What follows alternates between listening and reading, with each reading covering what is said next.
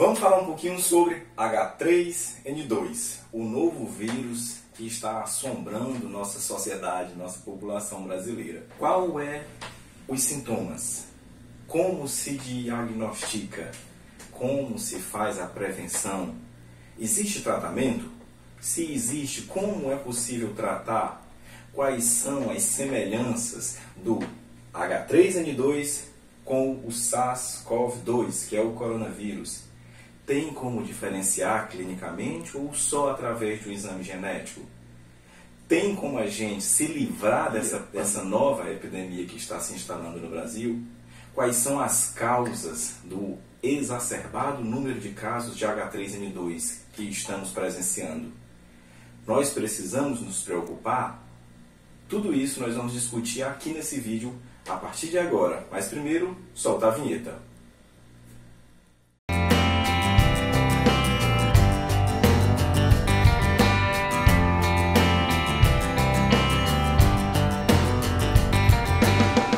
H3N2.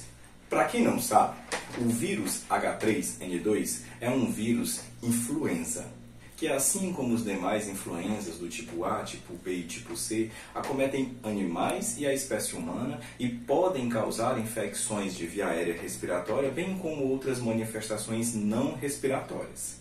Em sua grande maioria, eles causam infecções de vias aéreas superiores benignas, autolimitadas, que muitas vezes não precisam nem mesmo de internamento. Basta hidratação, repouso e sintomáticos. No entanto, esses vírus, assim como todos os vírus, eles podem sofrer mutações, potencializando suas ações. E foi o que provavelmente aconteceu com a nova variante do H3N2. Para quem gosta de bioquímica, lembra que o H é de hemaglutinina, que é uma proteína que faz com que o vírus tenha afinidade pelas células humanas. E o N é de neuraminidase, que praticamente comanda todo o processo de replicação desses vírus. O H3N2 é um tipo de influenza A, assim como o H1N1. Como é a manifestação do H3N2? Idêntica às demais infecções de vias aéreas superiores. Parece muito com H1N1, parece muito com o Covid-19, ou seja, é praticamente indistinguível de forma clínica, porque os sintomas se confundem, os sintomas se assemelham uns com os outros.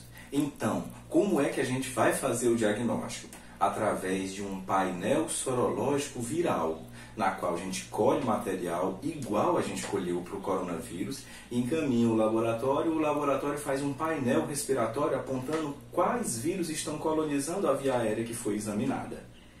O bom de tudo isso é que a gente sabe como prevenir. Já tivemos pelo menos 2 grandes pandemias do influenza e sabemos que ele se comporta praticamente igual ao coronavírus. Então, para prevenir, basta usar máscaras e afastar-se de contatos sociais, de aglomerações. O melhor de tudo isso é que para os vírus influenzas nós já temos um antiviral específico, que é o oseltamivir, que nós podemos utilizar, e é neste cenário de tratamento que eu queria discutir com vocês a atual notificação de protocolo de diretriz de tratamento que a CESA postou sobre o H3N2. Olha as semelhanças do Covid que a CESA postou em 2020, lá no início da pandemia de Covid-19. Ele divide praticamente nas mesmas séries: síndrome gripal, síndrome febril, sintomas gastrointestinais e síndrome respiratória aguda grave. Ele elenca alguns sinais e sintomas associados ou não a fatores de risco, a sinais de alerta, para classificar esses portadores da influenza do tipo H3N2 em 4 grupos. Grupo A, Grupo B, Grupo C e Grupo D. E para cada grupo desse, ele elenca uma forma de tratamento. Eu queria também que vocês olhassem, reparassem bem que a gente está vivenciando coisa bem parecida com aquela onda de Covid. Daqui a pouco vem as mesmas informações: fique em casa, só vá para o hospital quando você tiver falta de ar, e eu queria que vocês não fizessem isso. Na vigência de qualquer sinal ou sintoma, já procurasse o seu médico para que seja avaliado de forma detalhada. E através da avaliação Com o seu médico é que você e ele vão decidir qual a forma de tratamento mais adequada. Como eu te disse, para diferenciar entre uma síndrome respiratória por coronavírus ou por vírus influenza, só através do painel respiratório. Então, se você não tiver o painel respiratório disponível, peça pelo menos o teste rápido do COVID para descartar a COVID. Se não for COVID, você já vai tratar a influenza com mais segurança. Ele divide aqui inicialmente em 3 grupos, demonstrando que é uma síndrome febril. O que é uma síndrome febril? É aquilo que todo mundo tem constantemente durante um ano. Se por acaso você tiver febre associada a dor no corpo, dor muscular, preguiça extrema, dor de cabeça, você é enquadrado como uma síndrome febril.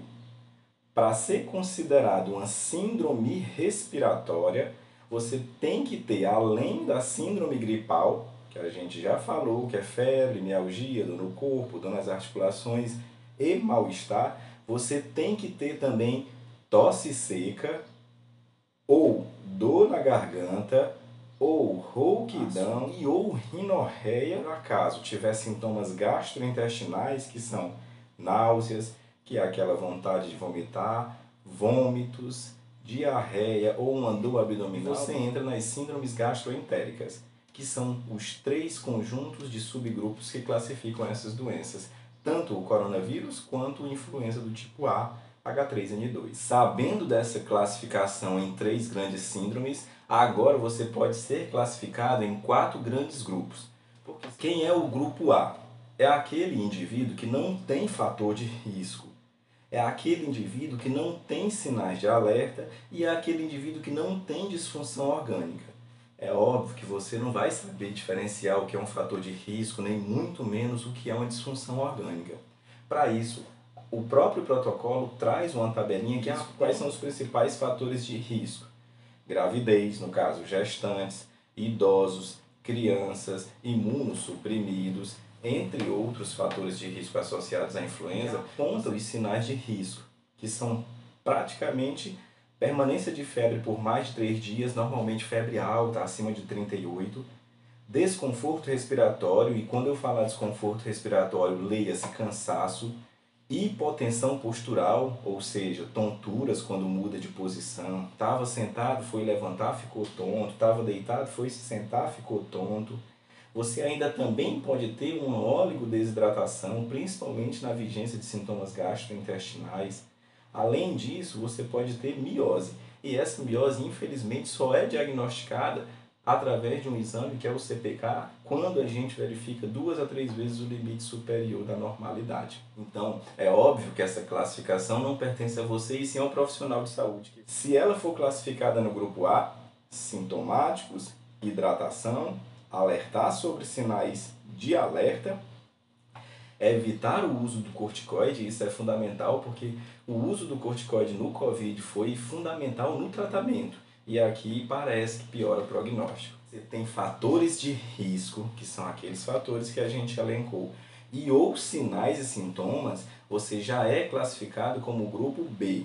E nesse grupo B, você já deve receber o antiviral.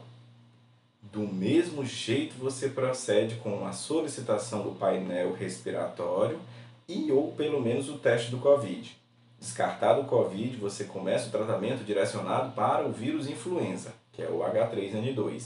Como eu lhe disse, tem antiviral, oseltamivir. Utilizar ele por pelo menos 5 dias. Quanto mais precocemente você começar, ali por volta do 2º ao 5º dia, melhor vai ser a ação dele. Já se você, além dos fatores de risco, além dos sinais de alerta, vem apresentando sinais de síndrome respiratória aguda grave, você é classificado como grupo C. E o que é esse grupo C? É o paciente que tem síndrome respiratória, começa a faltar ar, hipossaturar com uma saturação menor do que 94, uma ventilação maior do que 22, 24, e ou dispneia aos mínimos esforços.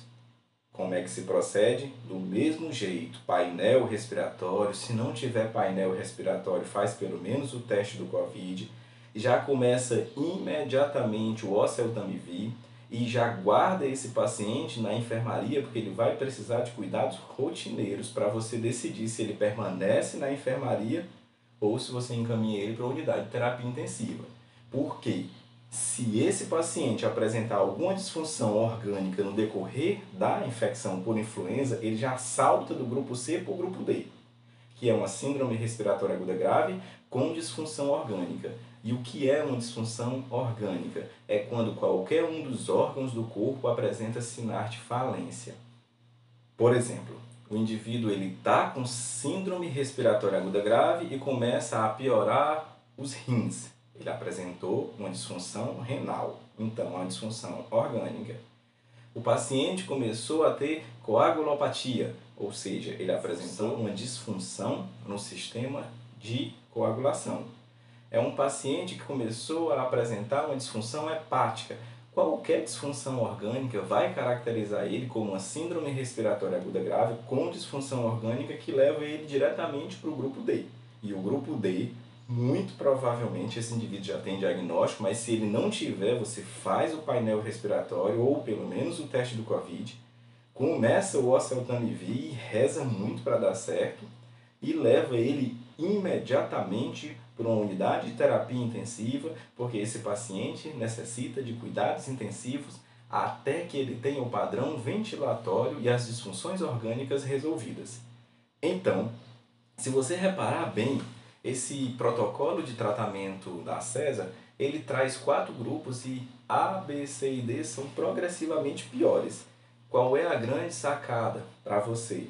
Na vigência de qualquer sinal e ou sintoma da influenza, de infecção respiratória, procure imediatamente o teu médico para discutir com ele qual o melhor tratamento e o segmento que ele vai adotar contigo. Não espera só chegar no grupo D para procurar o hospital, senão tu vai morrer igual morreu muita gente aí com Covid. Então, na vigência de qualquer sintoma, procura teu médico. Se gostou do vídeo, dá like, compartilha com os teus amigos e passa a informação para frente. Até mais. Até o próximo vídeo.